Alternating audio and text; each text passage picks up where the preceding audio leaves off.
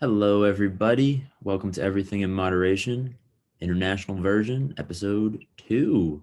We have two new guests today. We have Anthony and we have Luis. Thanks for having me. Luis, Thanks as well. introduce yourselves. Just Okay, a little bit about you if you want. You don't have to say anything too crazy, but just right. show off the So viewers. I'm Anthony. I'm a senior at Rampo College, New Jersey. So I'm friends with Christian. I will be graduating in next year. I'm hoping to when I graduate, I'll be hoping to work somewhere in DC. Cool. Luis? My name is Luis. I'm also a senior. I go to Seton Hall University. I guess my specialties rely on my major, so I am an economist and an IT major. So Awesome. And these two brought the fire backgrounds today. Gotta love it. So today we're talking about foreign policy and specifically Biden's foreign policy as well as Trump's too, because there's still no one still really knows what's going to happen with this election. But so we do it for both sides. Anthony, you're pretty familiar with Trump. What do you think we could expect from his foreign policy, or what could you tell us about his past 4 years and what you think he would plan to do if reelected again? Okay, so obviously, I think Trump on foreign policy. A lot of people think that he's very bad on foreign policy. I would have to disagree on that. I think Trump has done a pretty good job negotiating with other countries. Obviously, when it comes to certain countries like China, obviously I just took a class on that, like U.S.-China relations. But I'd say like there's a lot of tensions going on with U.S. and China, and U.S.-China trade war, and and we're trying to make sure that we have like a stable relationship with China because they've been ripping us off for years, and Trump made it clear that we can't let China take advantage of us, and my predecessors have been doing that. They've been letting China do that. They've been letting China do that for so many years, and Trump wants to take a stop to that. And then to look at what he's doing in Mexico. He wants to build a border wall. He wants to build a border wall right on the U.S. Mexico border. And a lot of people on the other side are saying, "Oh, well, that's not right," because and of course, Trump's saying that he wants the Mexico president to pay for it, which he is, and a lot of people said that he's not. And they're building like 100 miles each week, and it should be done by at least the beginning of 2021. So going to a standstill, I do think that Trump has to do a good deal to put America first. And there you go. Luis, do you have any comments about what Anthony said? no, I mean I agree with most of what he said. I do agree that Trump is putting our nation first, and most of his cases and most of his decisions. Um, his policies are he's using a different type of technique or strategy. Unlike most diplomacy, he's just using force, like he's trying to use our nation's strengths in influencing his decisions or the decisions of other countries by it. So he knows we have a strong military, he knows we have a strong economy. So he's using those benefits, those pros of our nation for his diplomacy or his policies. Danny couldn't make it today, but Danny actually put an article in our chat, and that was about hard versus soft power, whereas like the Republicans favor more hard power and the Democrats favor more soft power. A little bit about that is like hard power would be, as Luis said, military and the economy. That's more like putting like sanctions, trade wars for that end of the economy. Um, and then obviously boasting the military that we have is enough to push people around a little bit. For the soft power, it's more like leading from the front, like doing the right things here, which will influence and set precedent for the other nations. That's the philosophy behind that, and that's what Joe Biden's actually planning to do in his foreign policy that you could find on his website, and there was a written essay that he published in Foreign Affairs, right? Yeah, foreignaffairs.com. You can take a look at that if you're curious to see how he would tackle the situation. What's your opinions on hard and soft power? Is that for me or in general? Either or. Whoever wants to take a crack at it. I'll take a crack at it. So I think hard and soft power has its pros and cons. Soft takes, I feel, a little bit more effort in the sense that you're trying to sell an idea. You're trying to get other people to crowd up with you with what you want with your agenda.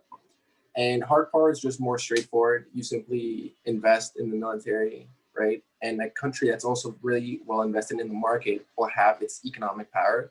So it's a little bit different. You can always do sanctions, but you can't always sell an idea. You need specific factors that need to play in order for it to happen. So pros and cons, I'm in the middle of it.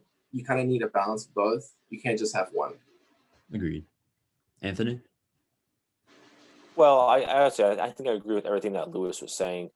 When it comes to our military and economy, those are like the two main things for the most part, every American should think that should be on the top of their list.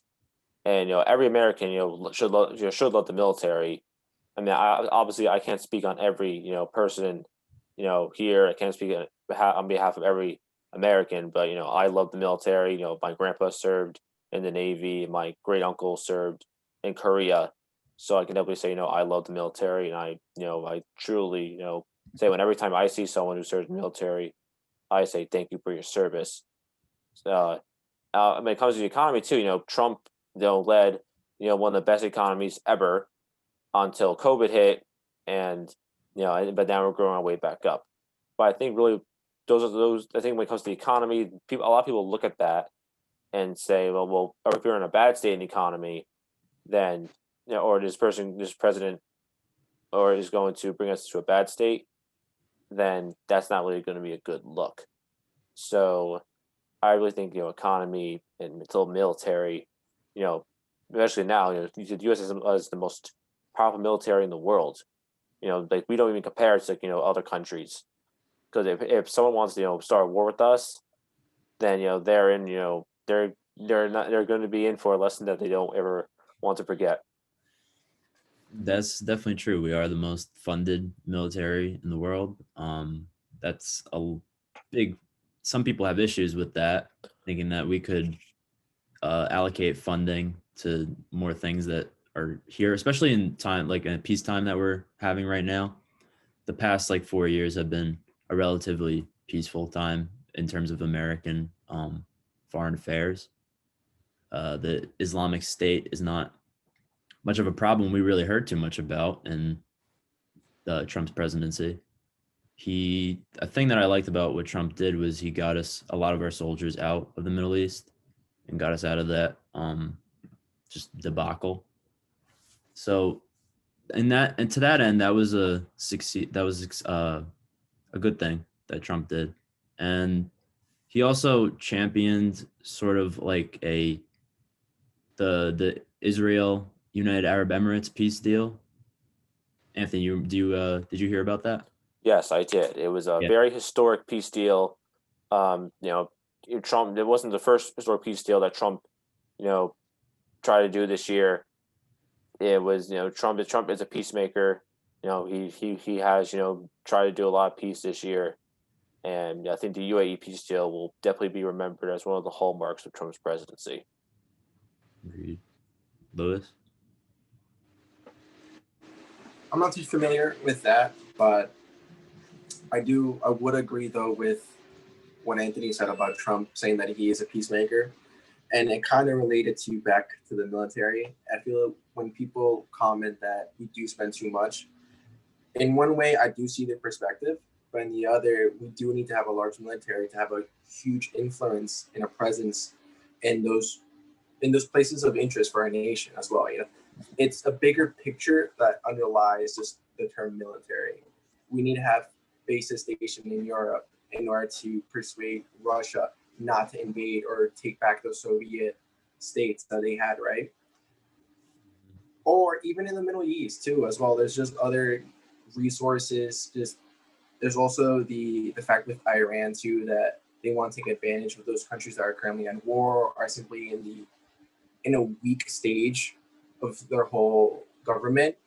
So having an influence in those areas also, just not even having military, but just having an influence with just intelligence operations, or simply having a small terrorism group, those make the changes and give us more influence internationally as a country.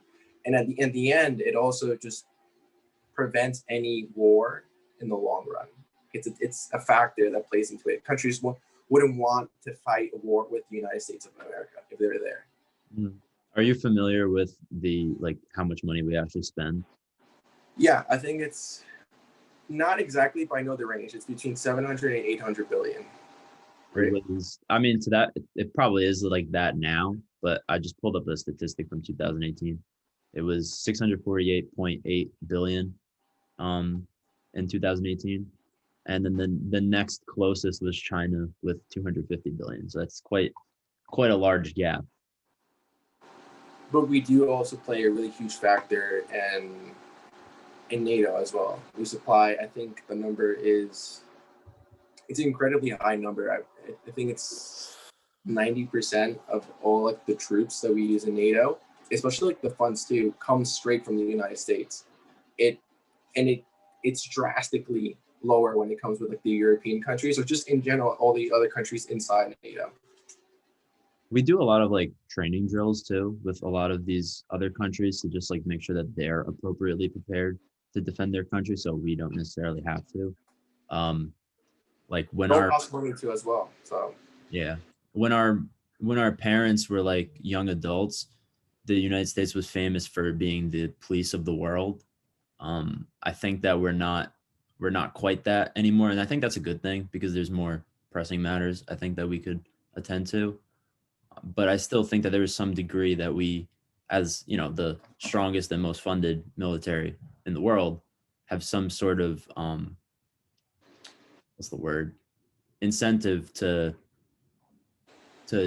train these other militaries that may not be as experienced as ours. Anthony, what are your thoughts on the military spending and whether you think that we could sacrifice some spending or we should continue to add to it? We should continue to add to our military spending. We have to be prepared for anything that comes our way. We don't know when there's going to be another terrorist attack on our nation. I know that Trump, he obliterated ICE, he killed, Soleimani, but you never know when there's going to be another a 9/11 on our country. Obviously, there probably isn't going to be another 9/11, but you have to be prepared for a day like that, and that's why we have to keep building our military. It's going to be, stronger than ever. And I know it's already stronger than ever, but we just have to keep building and building and building. And that's why you always see commercials, for Army and Air Force and the Marines. Happy birthday to the Marines, by the way. Thank you for everyone who served. And that's why we have to keep on building it and making sure that any country that tries to attack us, they don't mess with the U.S. What is the chance that a country actually invades the U.S. in 2020? Oof, wow. Yeah, probably zero, like Lewis said. Yeah. We have two oceans and two neighboring countries that I would say are weak when it comes to the military. So any other country outside of those four factors, we would probably already know way ahead. So if that's the case, do you just to play devil's advocate here, do you think that we need to be spending this much at this point? Well, the military budget, it's not just the military, it's the DoD budget in general. That's how it is. Now, like I tell everybody, when you're in the military, you get offered a lot of benefits. One of those benefits is healthcare, right? It's also retirement funds. So there's other expenses. It's not just military spending. And if you actually break it down, most of the funds don't even go to the branches of the military. I'm not going to say a small percentage, but an appropriate percentage of the DoD budget goes to the military. It's not a massive one at all. It's probably like, I think the Navy, it depends on also what kind of equipment they want to buy that year. But I believe the Navy was 25 billion. That's like the allocated amount that they had. That's just one branch though. So it's not a crazy amount, like I said before. So to people that don't know what the DoD is, what is that? That's the Department of Defense. So that falls under basically anything that has to do with defending our country. That's what I kind of thought, that the military was like, the military expenditures was mostly like national security based. It is.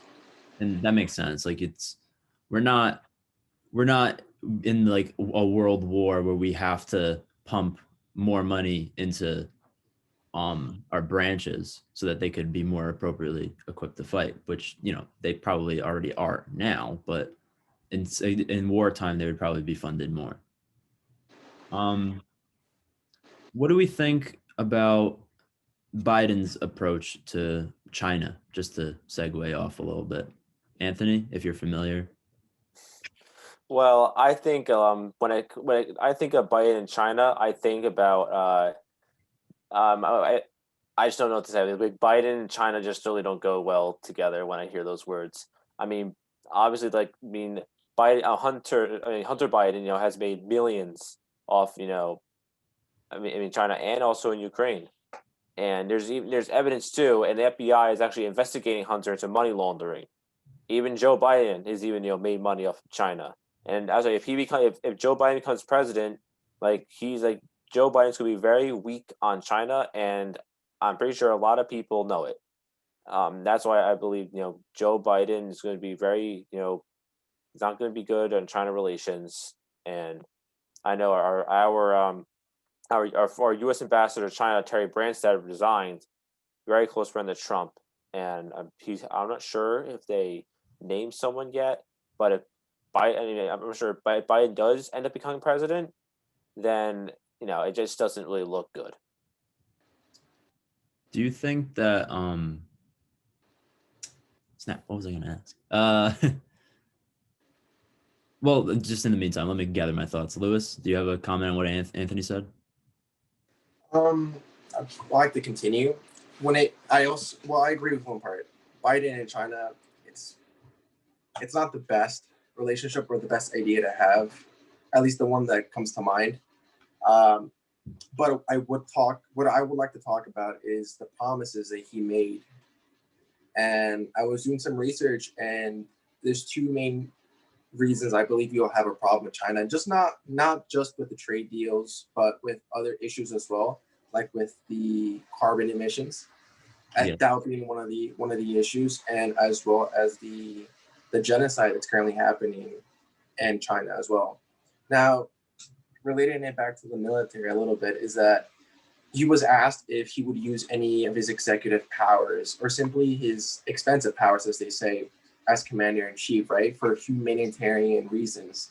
And genocide being one of them, he clearly said if there is an event where there is a specific group experiencing, a total, genocide event, then he would use military to intervene and correct that.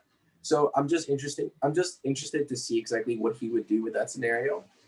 On the carbon emission, he also said he was going to use his powers to put sanctions and really stop and lower the amounts. I know China currently, they're subsidizing these coal exports, and they're outsourcing it through their Belt and Road Initiative.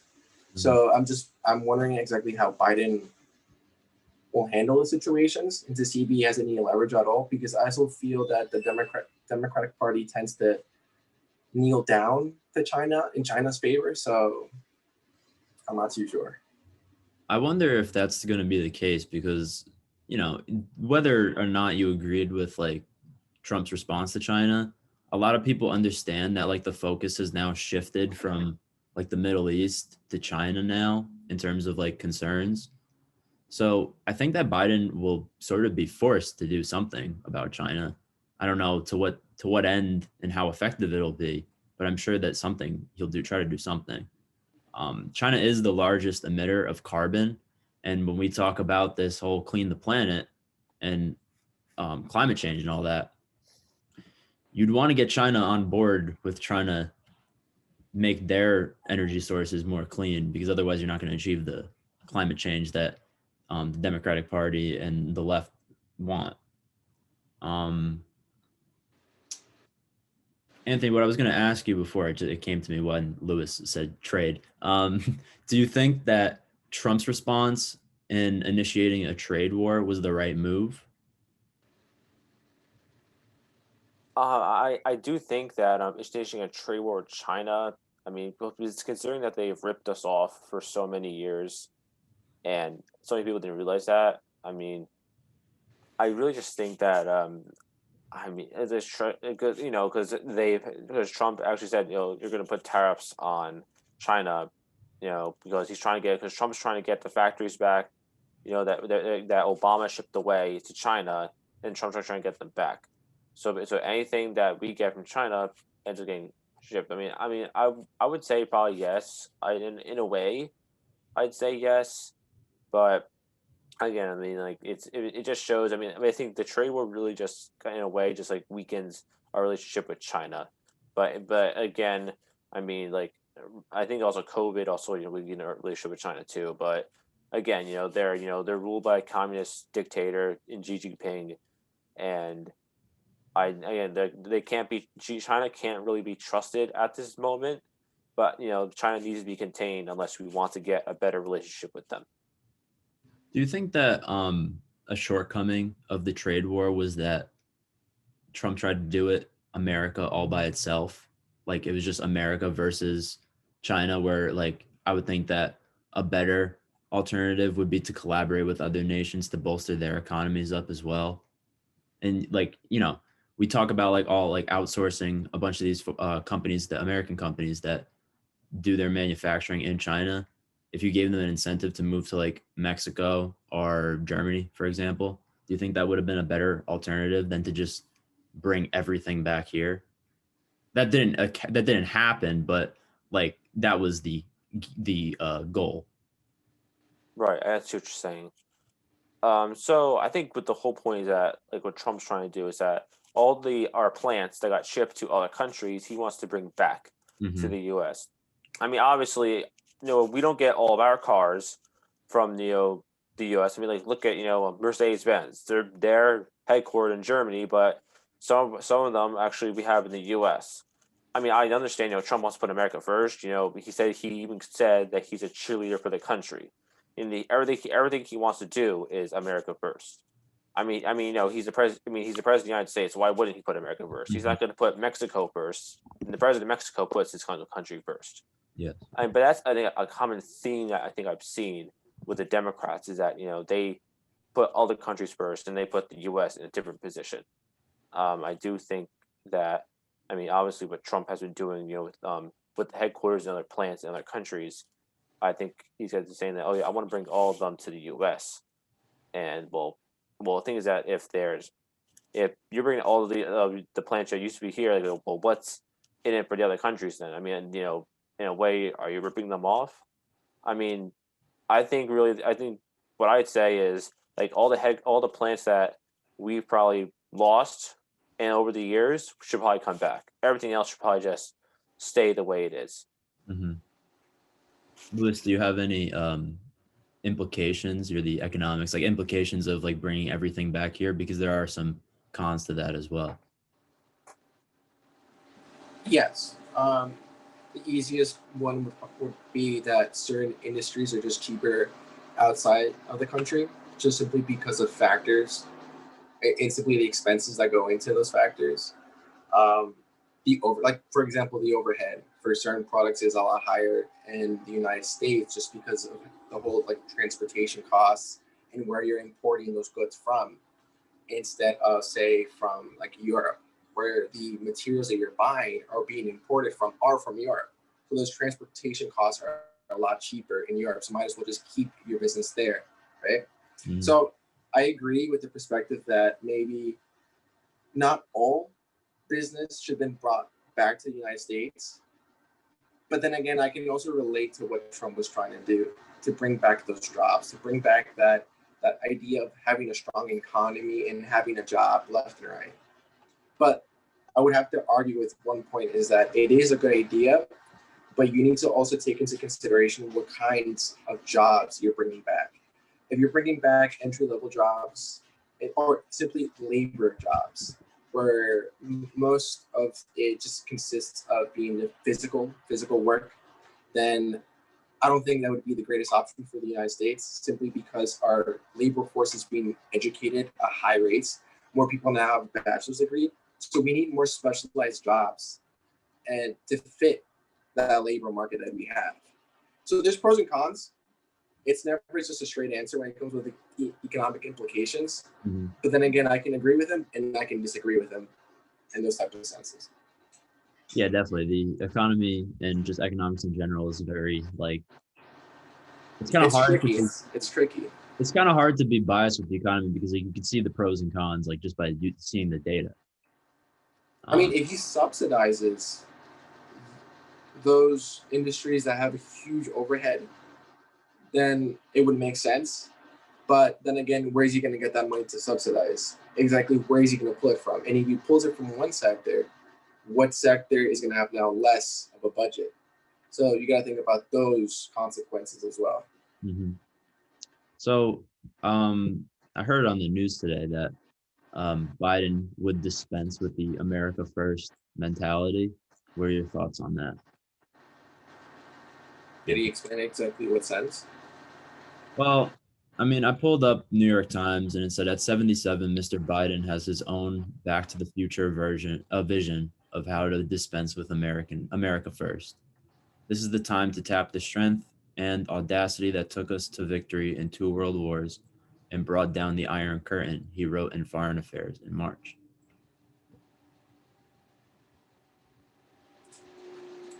Any immediate thoughts on that?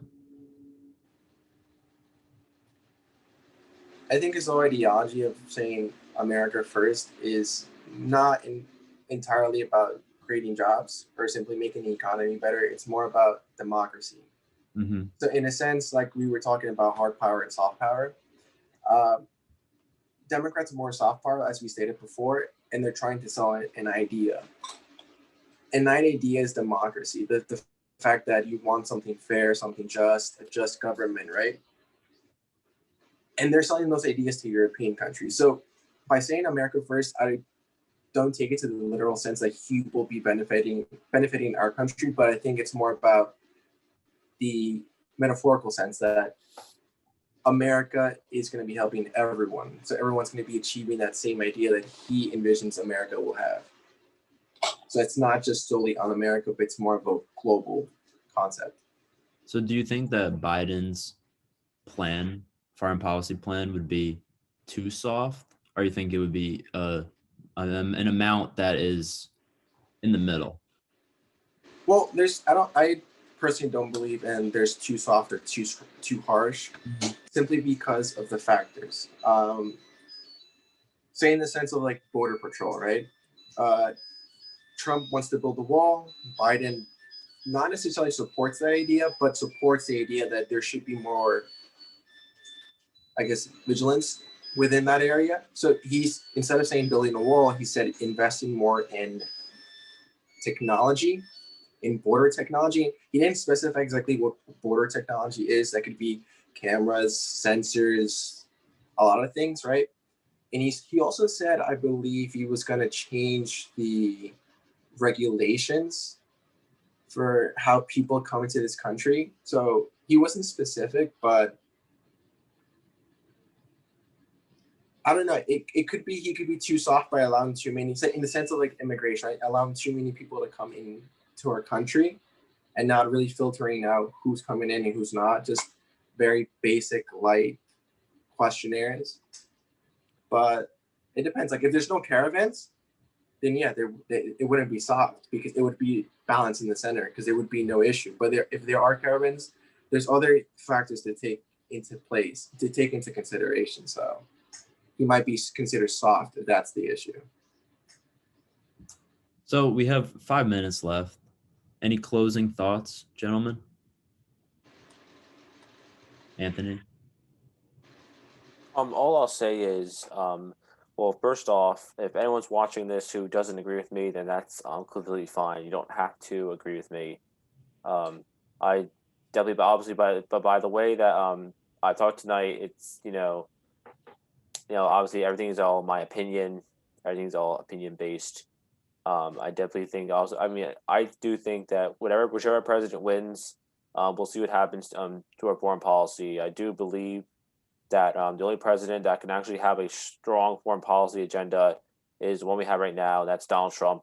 He's been extremely tough on China. He's been tough on border security with Mexico, and we're going to have that border wall up by hopefully January 2021. And I know if Biden does become president, that's most of it's all going to go away. And that's not, and a Biden presidency is something that the U.S. can simply not afford. Luis? To go off what Anthony said is this might be opinions, but opinions are based on just how much you do your research.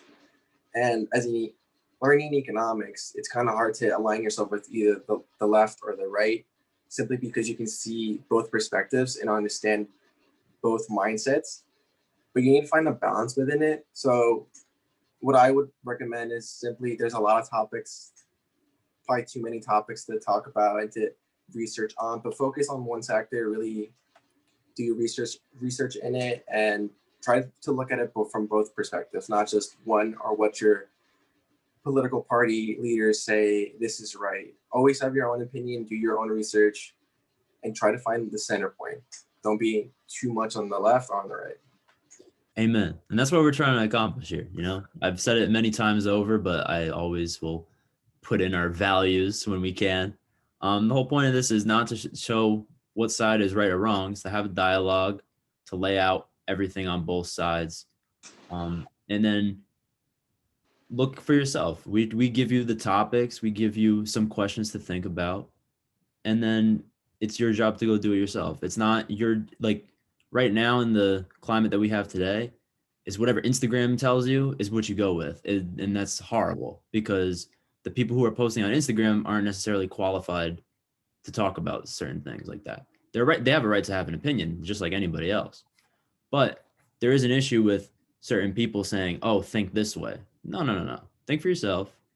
And we're just here for entertainment purposes and to further our own learning and have meaningful discussions here. If I can add to that, Christian. Yeah. I mean, I actually do see a lot of people posting about their own political views on Instagram. And, and obviously, if I don't agree with them, then, they just unfollow me. And obviously it's not even, it's like, this just shows you how politically divided we are as a country. We can't even, be friends with people who are, like if you're a Republican, you can't be friends with Democrats, or you're a Democrat, you can't be friends with Republicans. It's very silly. I have friends who are Democrats. I have friends who are Republicans. I have friends who are libertarians. I mean, it's pretty silly that people end friendships just because of political views, but that's just the way I think just the way our world is now. And it's truly unfortunate, but I think that'll be a good topic to discuss in a future episode.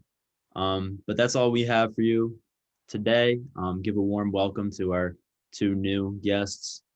You'll be seeing a lot of them every Tuesday. Well, actually, no, this comes out on Friday. We record on Tuesday, but every Friday we'll see y'all, and we'll see you next week, guys. Thanks for joining us. Thanks, Christian. Signing out.